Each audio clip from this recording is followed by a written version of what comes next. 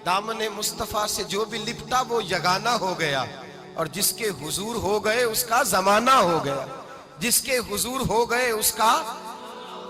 इकबाल कहते हैं कुव्वत इश्क से हर पस्त को बाला कर दे, और दहर में इसमें मोहम्मद से उजाला कर दे। और की मोहम्मद से वफा तूने तो हम तेरे, की मोहम्मद से वफा तूने तो हम तेरे, ये जहां चीज है क्या लौह कलम तेरे।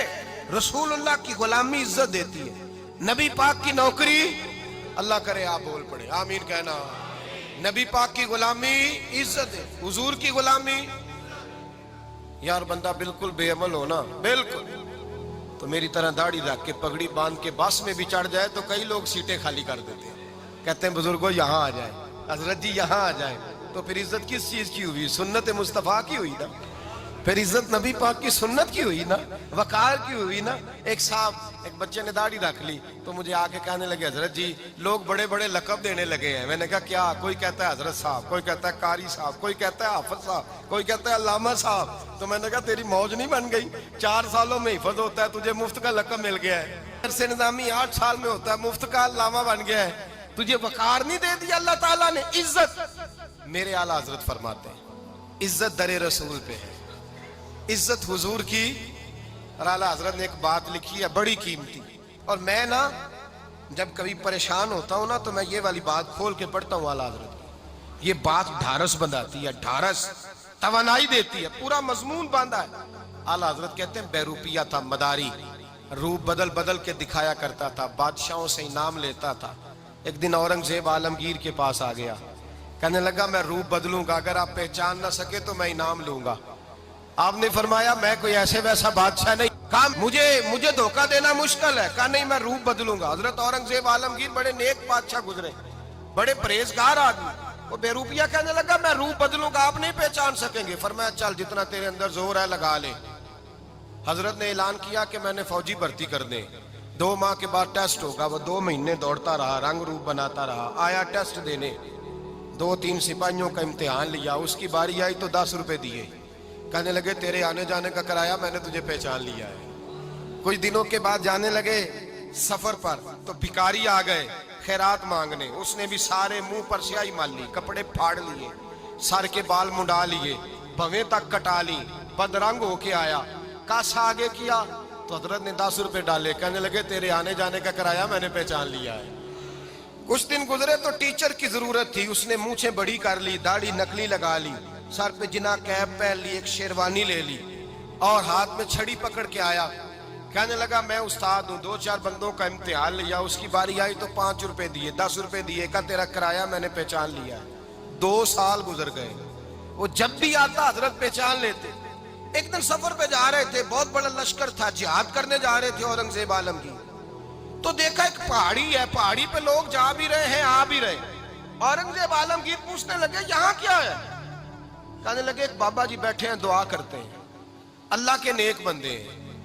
औरंगजेब कहने लगे यार पुराने लोग सारे ही अल्लाह वालों को मानते, ये भी मुसीबत आई है जितनी नहीं आई है, सारे लोग ही मानते।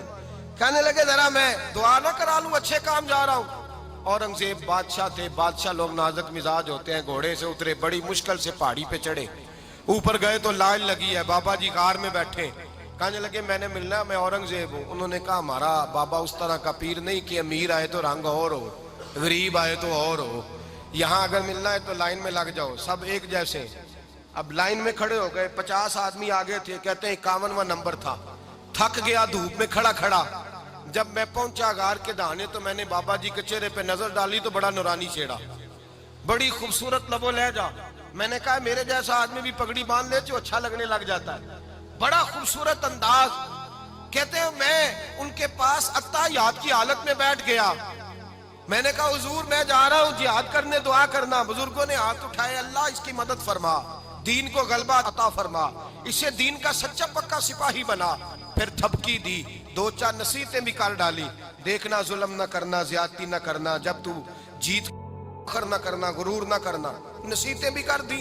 कहते हैं अब जब मैं उठा तो 2-4 दिनार बतौर नजराना मुसल्ले के नीचे रखे, और उल्टे कदम जब मैं गार से उतरा उन्होंने रुमाल झाड़ा और उठ के खड़े हो गए, कहने लगे आज नहीं तूने पहचाना, आज नहीं तूने पहचाना, मेरा इनाम बनता है। آج نہیں پہچانا، لا پیسے۔ اورنگزیب کہنے لگا یار تو نے حد کر دی، کہاں چڑھا کہاں کھڑا رہا، دھوپ میں تھک گیا، کمال کر دی بھائی تو نے، بتا تو کیا لے گا، اب تو دیکھ جلدی بتا، وہ کتنے لوگ پیچھے دھوپ میں کھڑے ہیں، لشکر سارا کھڑا ہے، کیا لے گا؟ اس نے کہا سب سے قیمتی ہیرے وہ ہیں جو تیرے سر کے تاج میں لگے ہوئے ہیں، مجھے تیرا تاج چاہیے۔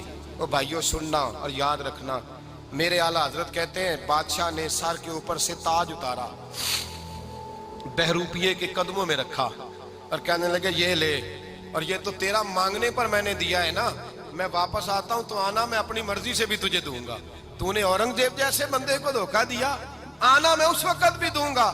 وہ دے کر بس بات ختم ہو گئی، حد ہو گئی، دے کر کہتے ہیں جب میں پلٹا نا واپس، بہروپیے نے آواز دی بادشاہ ٹھہر جا، تو میں نے پلٹ کے دیکھا تو کہنے لگے یہ اپنا تاج لے جا، اٹھا اور لے جا۔ میں نے کہا 2 سال بیت گئے تجھے محنت کرتے، آج قابو آیا تو لے جاؤں، کہنے لگا لے جا، مسئلہ سمجھ میں آ گیا۔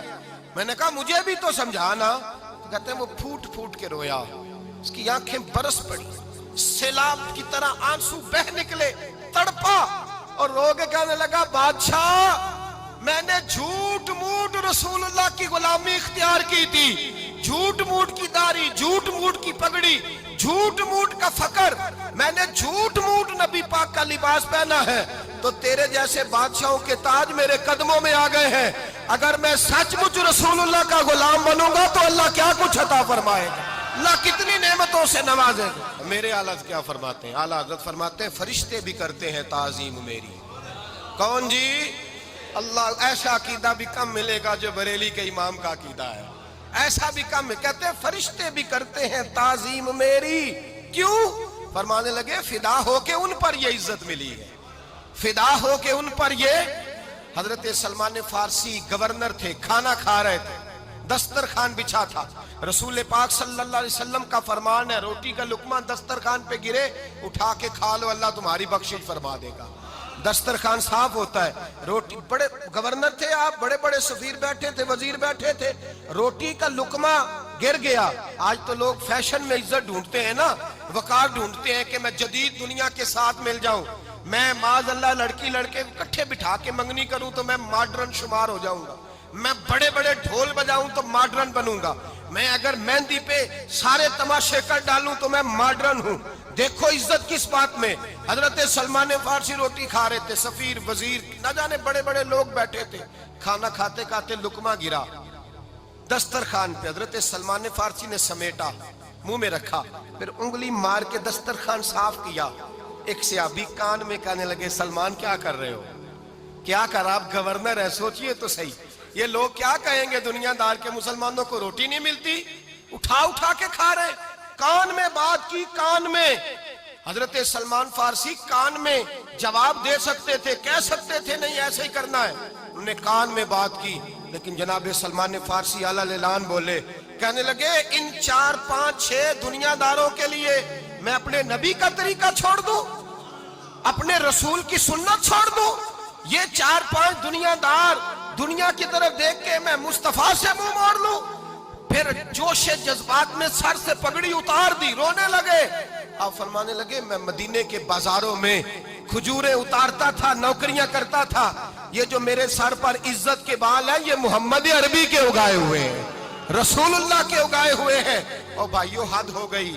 حضرت بلال حضرت بلال رضی اللہ تعالیٰ، حضرت بلال آئے جناب عمر سے ملنے، کیسر و کسرا بھی آئے تو عمر خاطر میں نہ لائے، پر بلال حبشی دروازے پہ داخل ہوئے تو فاروق اعظم نے کرسی چھوڑ دی، ہاتھ باندھ کے کونے میں کھڑے ہو گئے، کالا رنگ ہے، نام بھی لکھنا نہیں جانتے، زمانے میں تعارف کوئی نہیں۔ حضرت عمر نے ہاتھ باندھا ہے، لوگ کہنے لگے عمر تو کیسے ہو، کسرا سے نہیں ڈرتا، یہ کون آ رہا ہے جس کے لیے تیرا اتنا استقبال ہے؟ حضرت عمر کہنے لگے چپ کر جاؤ، اس کی بات نہ کرنا، اسے آنے دو، اسے آنے دو، اس کی بات نہ چھیڑنا۔ حضرت سیدنا بلال آئے، کہنے لگے امیر المومنین کیا کر رہے ہو؟ فرمایا نہیں چپ کر یار، بازو پکڑا، اپنی کرسی پہ بٹھایا۔ حضرت بلال کہنے لگے حضور میں غلام ہوں، مجھے تو طریقے بھی نہیں آتے ان کرسیوں پہ بیٹھنے کے، میں تو غریب ماں کا بیٹا، غلام باپ کی اولاد، سلیقہ یہ آپ کیا کر رہے ہیں؟ تو حضرت عمر کہنے لگے بلال تھا تو غلام ہی، پر جب سے مصطفیٰ کا غلام بنا ہے تو ہمارا امام بن گیا ہے۔